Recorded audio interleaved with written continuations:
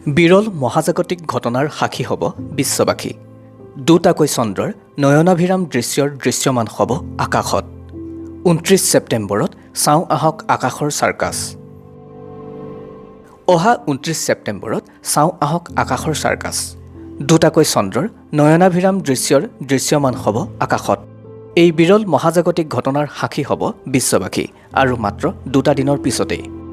এই প্ৰাকৃতিক পৰিঘটনা বিৰাট ৰহস্যময় যদিও ইয়াৰ বৈজ্ঞানিক ব্যাখ্যা তেনেই সৰল। আচলতে পৃথিৱীৰ মাধ্যাকৰ্ষণ শক্তিৰ প্ৰভাৱত মহাকাশৰ শিলাখণ্ড এটাই চন্দ্ৰৰ সৈতে পৃথিৱীৰ কক্ষপথত পৰিভ্ৰমণ কৰিব। গ্ৰহাণু 24 PT5 নামৰ এই শিলাখণ্ডই পৃথিৱীৰ মাধ্যাকৰ্ষণ শক্তিৰ প্ৰভাৱত দুমাহ ধৰি পৃথিৱীৰ কক্ষপথত পৰিভ্ৰমণ কৰিব। পুনৰ ২৫ নৱেম্বৰত এই ৩০ ফুট আকাৰৰ সৰু গ্ৰহাণুটোৰ কক্ষপথৰ পৰা আঁতৰি সৌৰজগতত সোমাই পৰিব।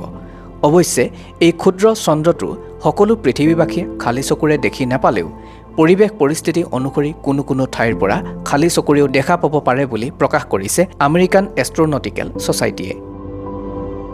তেজপুৰৰ পৰা দীপ শইকীয়াৰ ৰিপৰ্ট, নতুন সময়।